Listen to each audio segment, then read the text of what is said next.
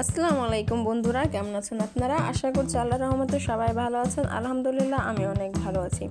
আজকে আমি আরও একটি রেসিপি নিয়ে চলে এসেছি। আজকে আমি আপনাদের করে দেখাবো ওলকচু দিয়ে পাবদা মাছের ঝোল রেসিপি। চলুন তাহলে রেসিপিটি শুরু করা যাক।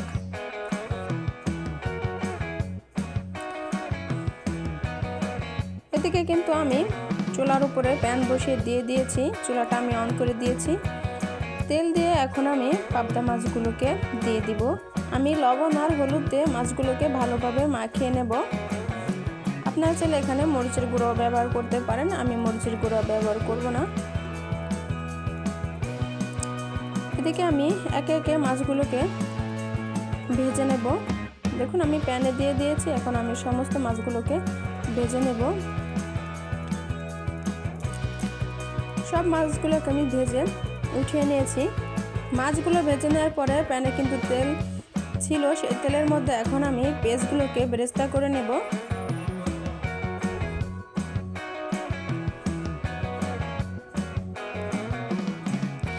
পেঁয়াজগুলোকে আমি ভালোভাবে ভেজে নিয়েছি। এখন আমি এর মধ্যে দিয়ে দেব জিরা।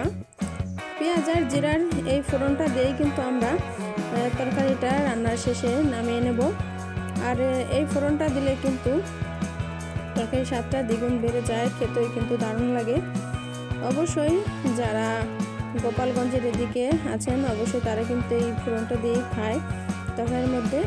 এদিকে আমি আরও একটা প্যান বসিয়ে দিয়েছি। প্যানের মধ্যে আমি দিয়ে দিলাম পরিমাণ মতো তেল আর কাঁচামরিচ। এখন দিয়ে দিলাম আমি জিরা রসুন বাটা মশলাটা, দিয়ে দিলাম পরিমাণ মতো লবণ, ধনিয়া গুঁড়া আর হলুদের গুঁড়া, সামান্য পরিমাণে শুকনো মরিচের গুঁড়া। এখন আমি মশলাগুলোকে একটু ভালোভাবে ভেজে কষিয়ে নেব। মশলাটা যেন পুড়ে না যায় সেজন্য এখন আমি দিয়ে দেবো অল্প পরিমাণে পানি। পানিটা দিয়ে মশলাটা কষানো হয়ে যাবে আর মশলাটা পোড়া থেকেও বেঁচে যাবে।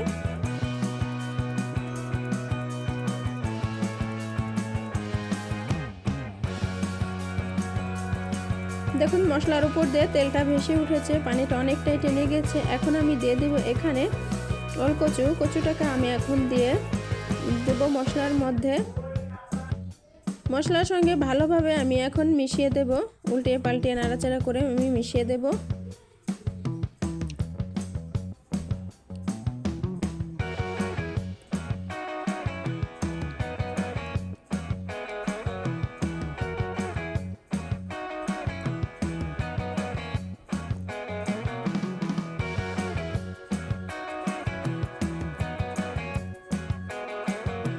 আমি এখন কোনো পানি অ্যাড করব না, আমি এখন ঢাকনা দিয়ে ঢেকে দেব।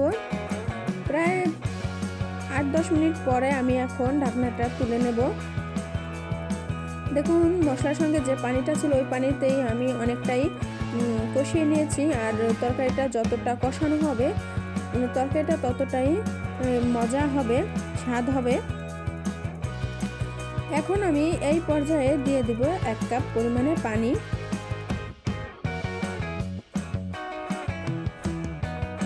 এখন আমি ভালোভাবে আবার কচুটাকে নাড়াচাড়া করে আবার মশলার সঙ্গে একটু মিশিয়ে এখন আমি ঢাকনা দিয়ে ঢেকে দেব। আর চুলার আঁচটা অবশ্যই মিডিয়াম আঁচে রাখতে হবে।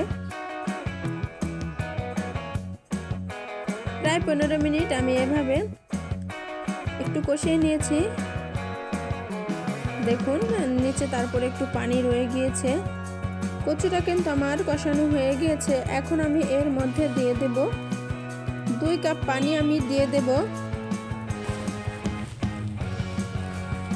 এখন আমি যে মশলাটা বেটে রেখেছিলাম ফোড়ানি, সেই ফোড়ানিটা আমি এখন দিয়ে দিব। মশলাটা দিয়ে আমি কিছুক্ষণ সময় জাল করে নেব তরকারিটাকে। আর তরকারিটাকে আমি বলক উঠিয়ে নেব।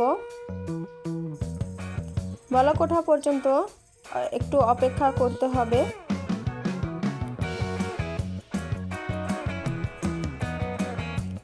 দেখুন বলকটা উঠে গিয়েছে। এখন আমি এই পর্যায়ে দিয়ে দিব মাছগুলো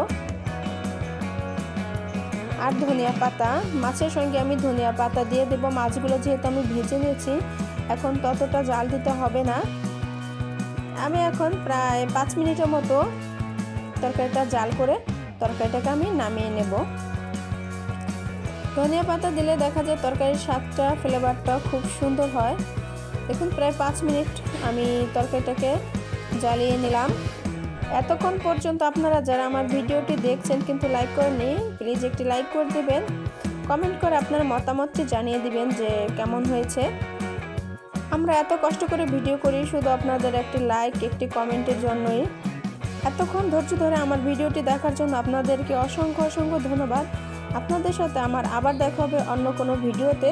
ততক্ষণ পর্যন্ত আপনারা সুস্থ থাকবেন, ভালো থাকবেন, নিজের খেয়াল রাখবেন। আল্লাহ হাফেজ, আসসালামু আলাইকুম।